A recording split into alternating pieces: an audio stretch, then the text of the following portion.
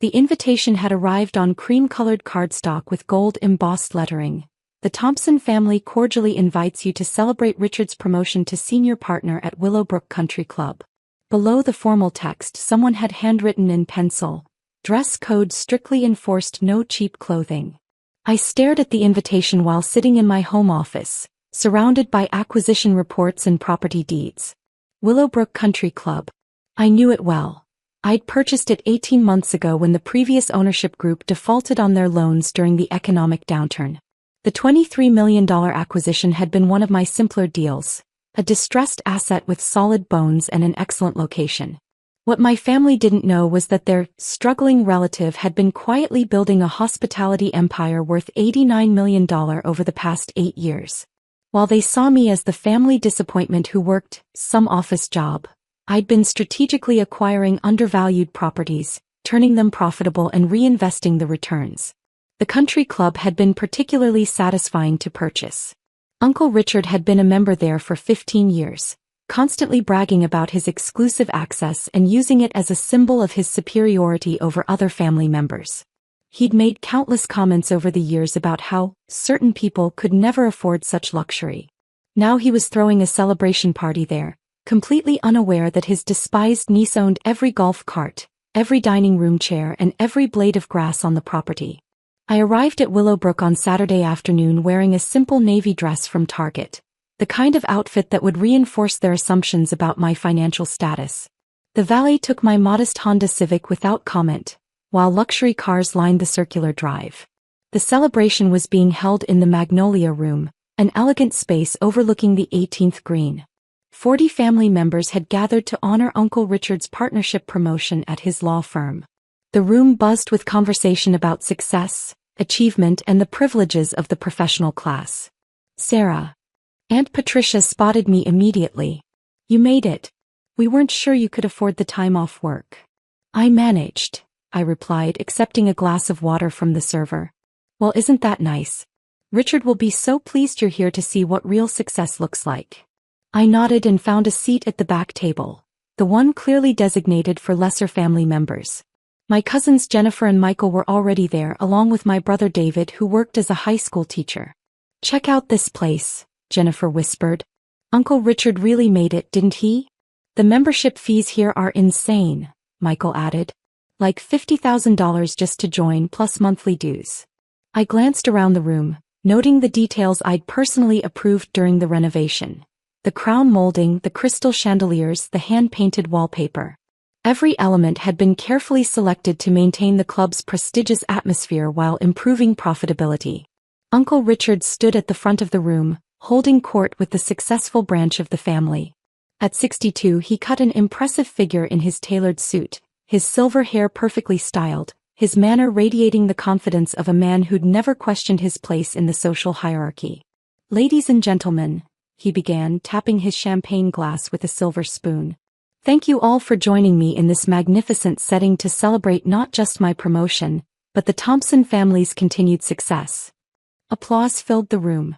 "Some of you may not appreciate what it takes to earn access to a place like Willowbrook," he continued, his eyes scanning the room and landing briefly on our back table. "The standards here are quite high, both financially and socially." More approving murmurs from the front tables. "But that's what separates us from ordinary people. We set goals, we work hard, and we achieve the kind of success that opens doors to exclusive opportunities." I took another sip of water, watching the family members at the prestigious tables nod in agreement. These were my relatives who worked in finance, real estate, and corporate law, the ones who'd always made it clear that my office job placed me in an entirely different category. Now, I know some family members are still finding their way in life. Uncle Richard's voice carried a patronizing tone as he glanced toward our table again. "And that's fine. Not everyone can achieve this level of success. But I hope our achievements can serve as inspiration for those who are still struggling." Jennifer shifted uncomfortably beside me. David stared at his hands. The condescension was thick enough to cut with a knife. "Take my niece Sarah, for example," Uncle Richard continued, and my stomach dropped. "She's been working the same entry-level job for years, living in that tiny apartment, driving her old car. But she's here tonight, surrounded by what real success looks like. Maybe this will motivate her to aim higher. The room turned to look at me.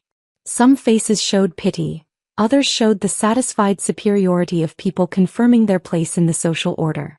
I felt heat rise in my cheeks, but I kept my expression neutral. The truth is, Uncle Richard was warming to his theme now. Some people are meant to achieve great things and others are meant to, well, to provide a contrast. Sarah will never own anything nice like this country club membership. Unlike successful family members like us. Everyone nodded in agreement. The message was clear. Know your place, accept your limitations, and be grateful for the opportunity to witness real achievement. I simply sipped my water and said nothing. The dinner continued with more speeches about success, achievement, and the rewards of hard work. Throughout the meal, I received a steady stream of well-meaning but condescending comments from relatives. Don't feel bad about your situation, Sarah, Cousin Jennifer's mother told me during dessert. Not everyone can be wealthy. You contribute in other ways. Have you considered going back to school? Suggested Uncle Robert. Maybe you could still improve your prospects. The important thing is that you're here to support family success, added Aunt Margaret. Even if you can't achieve it yourself. Each comment was delivered with a smile, as if their pity was a gift they were generously bestowing upon me. I thanked them politely and continued eating the chocolate mousse that I'd personally approved for the club's new dessert menu.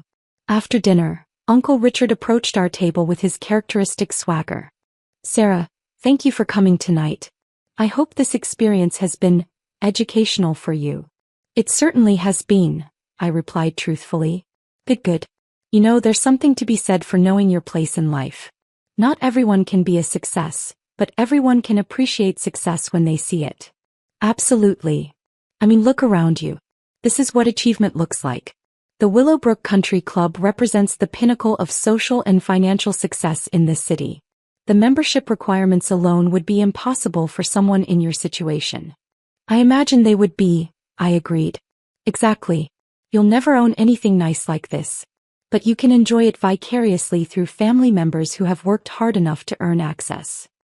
He patted my shoulder in what he probably thought was an avuncular gesture. Keep working hard, Sarah. Maybe someday you'll be able to afford to eat at a place like this on your own. That would be something, I said. As the evening wound down, I lingered in the club's marble-appointed lobby, watching my relatives say their goodbyes. Uncle Richard was holding court by the fireplace, regaling a group with stories about his legal victories and his plans to host regular family gatherings at the club.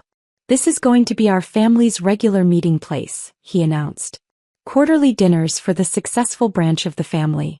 A tradition we can pass down to our children. I walked to my car with their laughter echoing behind me. The valet brought my Honda Civic around and I could see several relatives watching from the windows, probably commenting on my modest vehicle. The next morning I was in my office by 7 a.m., reviewing financial reports from my various properties. Willowbrook Country Club's numbers were particularly strong. Membership was at capacity, the restaurant was profitable, and the golf course was booked solid through the summer. At 10:30 a.m., I called the club's general manager, Patricia Wells. Good morning, Patricia. I need you to handle something for me. Of course, Ms. Chin. What can I do for you? There's a member named Richard Thompson. Membership number 4782. I need his membership terminated immediately. Any particular reason I should document? Owner's discretion. No further explanation necessary. I'll handle it personally. Should I call him directly? Yes. Please inform him that his membership has been revoked effective immediately, and that he's no longer welcome on the property. Understood. What about his upcoming event reservations? He has the Magnolia Room booked for next month. Cancel everything. And Patricia? Yes. Make sure he understands that this decision is final and non-negotiable. At 2:47 p.m. my phone rang. The caller ID showed Uncle Richard's number. Sarah. His voice was strained, panicked. You'll never believe what just happened. Willowbrook Country Club just revoked my membership. That's terrible, Uncle Richard. Did they give you a reason? The manager said it was owner's orders and refused to explain further. 15 years of membership and they just kicked me out with no explanation. How strange. Did you try talking to someone in charge? I demanded to speak with the owner, but they said the owner doesn't take calls from former members. Former members. Can you believe that? That does seem harsh.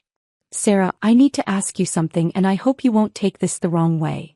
Of course. You don't happen to know anyone connected to the club, do you? Anyone who might be able to help me understand what happened. The irony was exquisite. The man who'd spent the evening explaining why I could never afford nice things was now asking for my help with his country club problem. Well, I said thoughtfully, I might know someone who could provide information. What I actually did was call Patricia back. Please have the club's legal counsel send Mr. Thompson a formal letter explaining that his membership was terminated due to conduct unbecoming a member. What conduct should I reference? Public disparagement of other members based on their perceived financial status. We have a zero-tolerance policy for that kind of behavior. Understood. The letter will go out today. 3 hours later, Uncle Richard called again. Sarah, I got a letter from the club's lawyers. They're claiming I violated some conduct policy by making disparaging comments about other members. But I don't understand, I never said anything inappropriate. What kind of comments are they referring to? Something about financial status discrimination. But Sarah, I was just talking about success and achievement. You were there, you heard everything I said. There was nothing wrong with it. I see. You don't think. I mean, when I mentioned you during my speech, that wasn't inappropriate, was it? I was just using you as an example of different life paths. As an example of what, exactly? Well, you know, of how some people struggle while others succeed. I wasn't being mean about it. You said I would never own anything nice. Right, but that's just realistic. I wasn't trying to hurt your feelings. I was just pointing out the obvious differences in our situations. And what situations are those? Sir, come on. You work an entry-level job, live in a small apartment, drive an old car. I'm a senior partner at a major law firm with a country club membership. These are just facts. Are they? Of course they are. Look, I'm sorry if I hurt your feelings, but I was just being honest about our different circumstances. Tell me, Uncle Richard, what exactly do you think my job is? You work in some office somewhere doing, I don't know, filing or administrative work. I see. And you've thought this for how long? Well, always, I guess. I mean, you never talk about work, you don't live extravagantly, you drive that old car. So you made assumptions based on appearances. Reasonable assumptions. Sir, what's this about? Can you help me with the club situation or not? Actually, I can help you understand exactly what happened. Thank you. I knew I could count on family. Uncle Richard, do you know who owns Willowbrook Country Club? Some investment group, I think. Why? The investment group is called Pacific Holdings LLC. Okay. I own Pacific Holdings LLC. There was a long silence. I'm sorry, what? I own the country club, Uncle Richard. I have for 18 months. That's not possible. I purchased it for $23 million when the previous owners defaulted on their loans. $23 million? Sarah, you can't be serious. I'm very serious. Your membership was terminated because the owner, me, doesn't tolerate members who publicly disparage others based on perceived financial status. But you work an office job. I own a consulting firm that specializes in distressed asset acquisition. My portfolio is worth approximately $89 million. $89 million? Yes. The entry-level job you mentioned is actually me running a multi-million-dollar business. That small apartment is a downtown penthouse that I own outright. And the old car is a personal choice. I prefer to live below my means. The silence stretched for nearly a minute. Sarah, are you telling me you're rich? I'm telling you that your assumptions about my life were completely wrong. But why didn't you tell us? Because I wanted to see how you'd treat me without knowing about my money. And last night, you showed me exactly how you really feel about family members you perceive as unsuccessful. I never meant. You used me as an example of failure. In front of 40 family members. At a club I own. If I had known. What? You would have treated me differently? That's exactly the problem, Uncle Richard. Sarah, please. You have to understand. I understand perfectly. Your respect is conditional on wealth. Your family love is based on social status. And your treatment of people depends entirely on what you think they can do for you. That's not true. Isn't it? When you thought I was poor, You use me as a cautionary tale. Now that you know I'm wealthy, you're desperately trying to apologize and get back into my good graces. I was wrong. I made a mistake. You made a choice. You chose to publicly humiliate someone you believed couldn't defend themselves. What do you want me to do? I want you to understand that actions have consequences. So you're keeping me banned from the club? The membership termination stands. Sarah, please. That club means everything to me.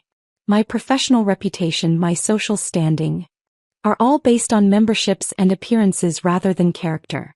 I noticed. I'll apologize publicly. I'll tell everyone I was wrong about you. Uncle Richard, do you honestly think this is about wanting an apology? Then what is it about? It's about showing you what it feels like to be excluded, dismissed, and humiliated based on someone else's assumptions about your worth. I get it now. I understand. Please just give me another chance. The decision is final. I hung up and immediately received calls from 6 other family members who'd heard about Uncle Richard's club situation. Each conversation followed a predictable pattern: shock about my wealth, desperate backtracking about previous comments, and attempts to position themselves as having always believed in me. The most telling call came from Aunt Patricia, who'd greeted me with condescending pity just 24 hours earlier. Sarah, sweetie, Richard told me the most amazing news. We had no idea about your success. Didn't you? Of course not. You're so modest. But now that we know, we're so proud of you. Are you proud of me or proud of my bank account? Sarah, that's not fair. We've always loved you. Have you? Because last night you told me not to feel bad about my situation, and suggested I contribute in other ways since I couldn't be wealthy. I was just trying to be supportive. You were trying to manage what you saw as a family embarrassment. That's not true. Aunt Patricia, let me ask you something. If you found out tomorrow that I'd lost all my money, how would you treat me? The same way. With love and respect. Would you invite me to family gatherings at expensive venues? Well, I mean, that would depend on whether I could afford it. Exactly. Sarah, you're being unfair. Family relationships are complicated. They don't have to be. But you've all made them conditional on wealth and status. Within a week, the news of my actual financial situation had spread through the entire extended family. The response was swift and predictable. Suddenly everyone wanted to reconnect, to spend time together, to hear about my business success. Invitations poured in. Relatives who hadn't called me in years were organizing lunches, dinners, and coffee dates. The same people who'd spent decades treating me as the family's cautionary tale were now eager to claim credit for my success. We always knew Sarah would make it big, became the family's new narrative. But the most persistent contact came from Uncle Richard himself. He called daily, sent letters, and even showed up at my office building lobby twice before security removed him. His messages followed a predictable cycle: anger at being deceived, bargaining for reinstatement at the club, depression about his social standing, and acceptance that he'd learned his lesson. The final confrontation came 3 weeks after the country club incident. I was leaving my office building when Uncle Richard appeared beside my car. Sarah, please. Just 5 minutes. Uncle Richard, I've asked you not to contact me. I need you to understand something. I've lost everything. My social standing, my professional reputation, my sense of self-worth. Do you understand what you've done to me? I've done exactly what you spent years doing to me. That's different. How? Because I was successful. I had earned my position. And you assumed I hadn't earned mine. But you hid it from us. I lived quietly and let you make your own assumptions. Your assumptions revealed your character. Sarah, I'm begging you. Please reinstate my membership. I'll do anything. Uncle Richard, do you know what the most devastating part of this has been for me? What? Realizing that 40 years of family relationships were based entirely on your perceptions of my social status. That's not true. Isn't it? When you thought I was poor, you used me as an example of failure. When you learned I was wealthy, you immediately tried to become my best friend. What part of that suggests genuine family love? I made a mistake. You revealed your true values. And those values are incompatible with the kind of family relationships I want in my life. So what now? You're cutting me off forever. I'm not cutting you off. I'm simply treating you exactly how you treated me, based on my assessment of your character and worth. And what's your assessment? That you're someone who judges people entirely by their financial status and treats family members as either assets or embarrassments depending on their perceived success. I can change. Can you? Or would you just modify your behavior toward me while continuing to treat other people the same way? He didn't answer. Uncle Richard, here's what I want you to understand. The country club membership wasn't really the punishment. The punishment is knowing that all your family relationships are as conditional and superficial as mine turned out to be. That's cruel. It's honest. And honesty is something our family has been avoiding for a very long time. 6 months later, I hosted a small family gathering at my penthouse. The guest list was carefully curated. Only relatives who had reached out with genuine apologies and demonstrated consistent respectful behavior over time. David, my teacher brother, was there. He'd actually been kind to me before and after learning about my wealth. Jennifer had written a thoughtful letter acknowledging her assumptions and asking how to rebuild our relationship. A few cousins had proven their character through consistent actions rather than words. Uncle Richard was not invited. The gathering was small, intimate, and genuine. We talked about our lives, our dreams, our challenges, not our bank accounts or social status. For the first time in decades, I felt like I was part of a real family rather than a financial hierarchy. But the most meaningful moment came when Jennifer pulled me aside. Sarah, can I ask you something? Of course. Are you happier now? After everything that happened? I thought about it carefully. Yes. Because now I know who my real family is. And who is that? The people who are here tonight. The ones who chose to love me regardless of my bank account. What about the others? They're still family by blood. But they're not family by choice. And I've learned that chosen family is the only kind that really matters. Today, 2 years after the country club incident, I maintain relationships with family members who have proven their character over time. The others, including Uncle Richard, remain peripheral figures who occasionally attempt reconciliation but haven't demonstrated the fundamental change in values that would make genuine relationships possible. Uncle Richard eventually joined a different country club, though his membership there lacks the prestige he'd attached to Willowbrook. He still makes comments at family gatherings about success and achievement, but he's more careful about his targets now. Sometimes I wonder what would have happened if I'd revealed my wealth gradually, if I'd tried to educate my family about their assumptions rather than letting them play out so dramatically.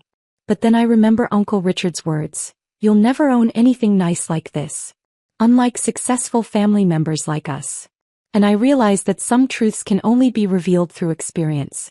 The country club is thriving under my ownership. I've maintained its exclusive atmosphere while implementing policies that focus on character rather than just wealth. The membership application now includes questions about community service and personal values, not just financial statements. Sometimes, when I'm having dinner in the Magnolia Room, I think about that evening when my uncle used me as an example of what failure looks like. He was right about one thing. I'll never own anything like what he had. Because what he had was conditional respect, superficial relationships, and a social standing built on exclusion and judgment. What I own is unconditional love from people who chose to know me as a person, not as a bank account. And that's worth far more than any country club membership could ever be.